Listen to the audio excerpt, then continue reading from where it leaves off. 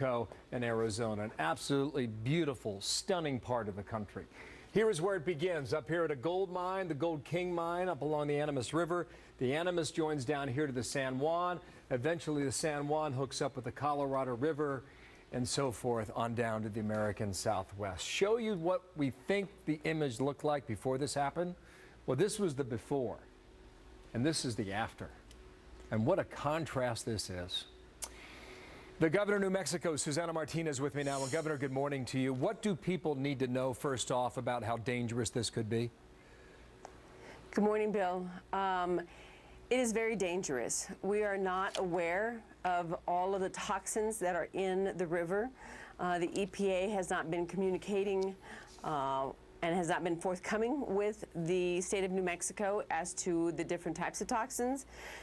We have asked all cattle, the ranchers, anyone that has any kind of livestock to keep the animals away, for people not to be in the river, to not drink the water, to not boil it, thinking that that will cause the water to be potable. The dangers in the short term and in the long term are unknown because the EPA is not communicating openly with the state of New Mexico. So you're not getting the answers you want. Initially it was 1 million gallons, now it's 3 million gallons, and you're not getting the... Go ahead. Well, initially we weren't even told that the toxic spill had ended up in the river. It took them about a little less than 24 hours before they even told us, number one. Number two, and we're not told what toxins are in the river. And it actually didn't even come from the EPA. The Southern Ute Indians are the ones that actually informed us that this toxic spill had taken place into the river. Wow, heavy metals, lead, arsenic, that stays in the water, and eventually it settles, it does. Right? That's exactly right.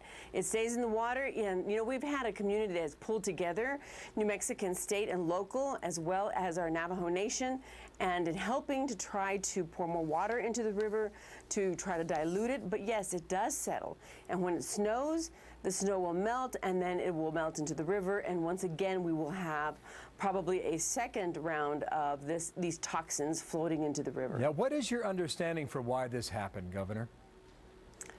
You know, they were trying to, there was a leakage in a mine, an old mine in Colorado. While that leakage was taking place, they were trying to plug it and seal it. Instead, the plug actually failed, and they told us that there were 1 million gallons of toxic waste that was flowing into the river initially, and then it turned into 3 million gallons. And it's simply the plug just failed, and EPA has admitted that they are responsible for this, and I'm hoping that they will hold themselves to the same standards that they would hold any other industry or business. Now, on that point, is there a criminal investigation that will come from your state and your Attorney General? There will be. I'm not taking anything off of the table. Right now, we have people preparing for a lawsuit if that is what we need to do, but nothing is off the table. Well, you can see how the government would go after private industry, right?